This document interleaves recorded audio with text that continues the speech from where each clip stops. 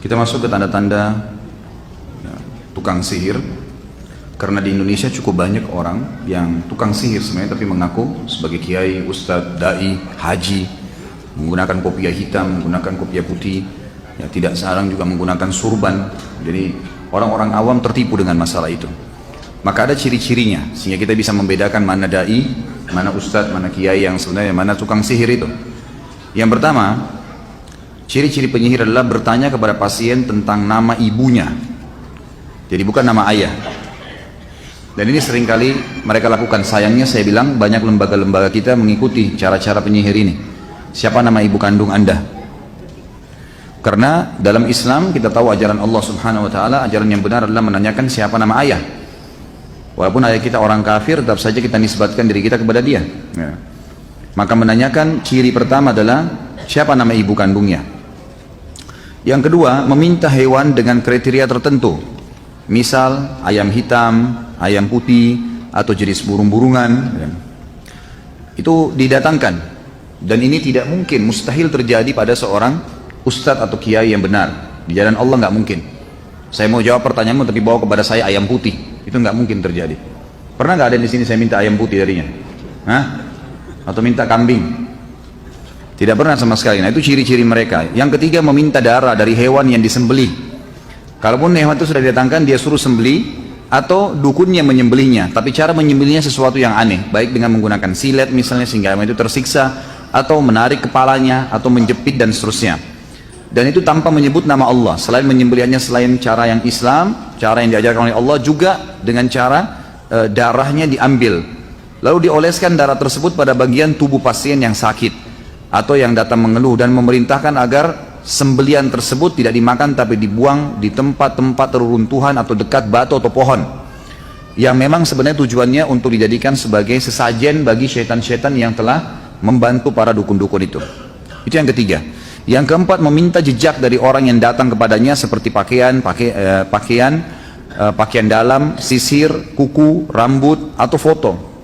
Tujuannya dia minta jejak dari pasien yang datang adalah karena pasien yang datang kepada dukun juga dianya sendiri disihir supaya menjadi pelanggan, ya, sering datang. Kapan-kapan saja bisa dikuatkan sihirnya, dia datang.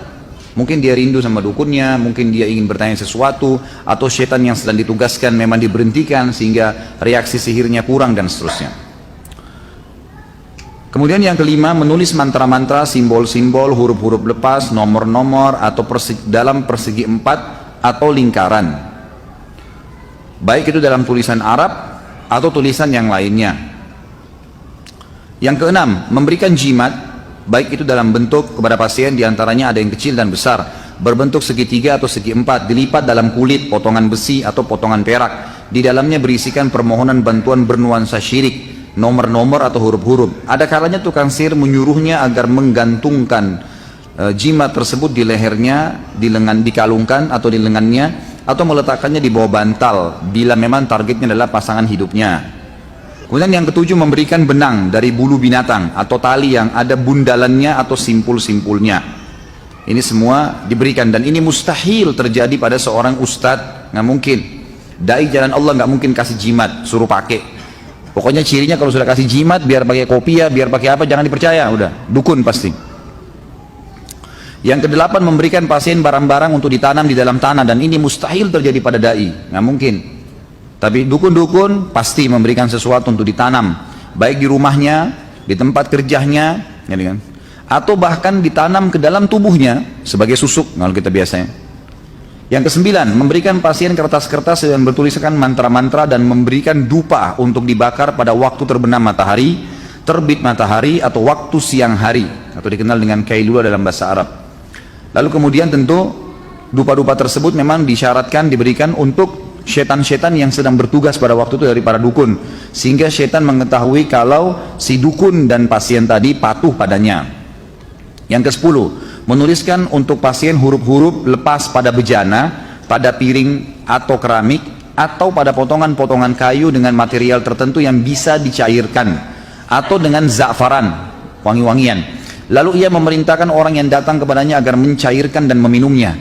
Jadi nanti dicairkan di depannya dukun, lalu dia mantra-mantrain, lalu kemudian disuruh ya meminumnya, dicairkan lalu diminum.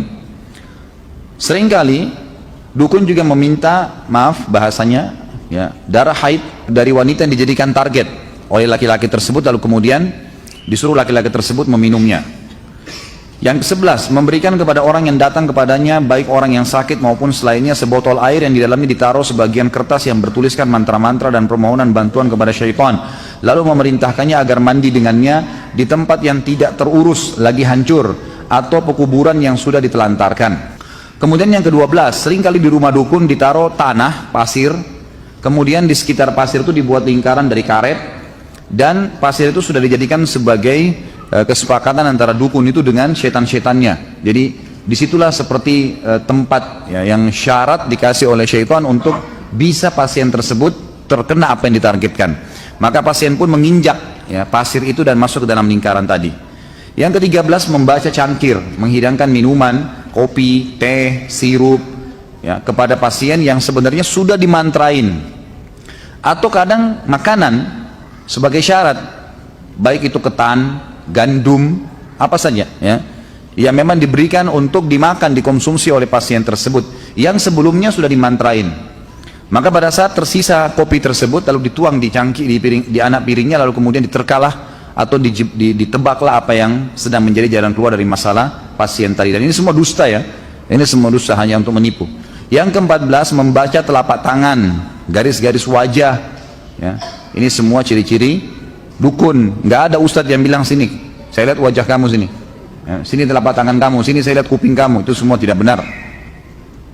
Yang ke-15, dukun menaruh kerikil, rumah kerang, biji kurma atau biji gandum di atas kulit binatang buas atau di atas sepotong kain yang khusus ditenun untuk praktek itu. Yang ke-16, menuangkan timah yang sudah dicairkan di sebuah wadah. Jadi timah dicairkan di sebuah wadah, sengaja dicairkan lalu kemudian diletakkan di depan pasien tersebut lalu dimantra-mantrain. Ke-17, memberikan cincin yang diukir dengan sebagian simbol dan mantra dengan bahasa cincin sudah diisi atau diberikan sesuatu. Ini paling banyak di Indonesia ya. Jadi jangan aneh-aneh, pakai cincin yang biasa saja gitu. Yang ke-18, menampakkan simbol pengobatan untuk menipu orang awam dan orang-orang bodoh, seperti obat-obat dokter, bacaan-bacaan yang disyariatkan. Coba amalkan misalnya ayat kursi 100 kali, coba minum obat ini dan obat itu, tapi ternyata di sisi lainnya semuanya dikemas dengan sihir. Karena ayat Al-Quran bila ditambah satu huruf atau dikeluarkan satu huruf atau ditambah bahasa daerah atau nama seseorang, sudah berubah fungsi dari Al-Quran menjadi alat sihir.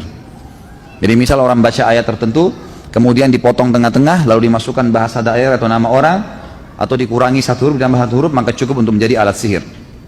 Ke-19, menyuruhnya agar menggantungkan kharaza. Kharaza ini manik-manik biasanya berwarna biru, atau wada'ah, rumah kerang di leher hewan tunggangan atau kendaraan atau di dalam rumahnya. Jadi ini biasanya dibuat dengan ukiran-ukiran tertentu ya. Ke-21, tukang sihir menulis ya, Al-Quran kemudian ditetesi darah haid untuk merendahkan Al-Quran, menulis sebagian ungkapan-ungkapan syirik, simbol-simbol, permohonan batuan dan tulisan-tulisan yang keji atas Allah subhanahu wa ta'ala. Jadi biasanya ada ayat Al-Quran digunting oleh dukunnya lalu dicelupin di darah haid, lalu dibilang dibungkus dengan kertas, ini simpan untuk menghina, seperti itulah. Kadang-kadang Al-Quran dibagi dua, dipotong lalu ditaruh. Pernah kebongkar di Saudi itu, saya lihat cuplikannya, sampai Al-Quran dimasukin ke WC. Akhirnya ditangkap oleh kelompok Hizbah ya, kelompok Hayy Amil Ma'ruf Nahi Munkar, lalu dikeluarkan Al-Quran tersebut lalu dicuci dengan bersih, lalu dituangin dengan minyak wangi oleh Hayy, lalu sihirnya dipenggal lehernya. 22, tukang sihir atau dukun memberikan kepada orang yang datang kembali kepadanya benda-benda aneh seperti telur yang bertuliskan mantra atau tulisan Arab, atau gembok yang dilipat dengan kulit dan mantra. Ini semua mustahil ada pada seorang dai atau ustadz, nggak mungkin. 23, menyuruhnya agar membawa kulit serigala atau giginya, atau mengikatkan benang-benang hitam pada mobilnya. Semua itu termasuk ketergantungan kepada selain Allah. Seperti di sini ada gambar juga mobil truk, biasanya di spionnya besar supaya selamat dikasih kain hitam gitu kan. 24, meminta benda-benda aneh yang sulit untuk dipenuhi jika pasien tidak mampu mendatangkannya karena si dukun mau menipunya, mau mengambil uang darinya. Maka tukang sihir meminta sejumlah uang besar darinya seraya mengatakan, aku akan mendatangkannya untukmu dari Raja Jin Di antara contohnya meminta 11 tikus yang ditangkap pada waktu siang.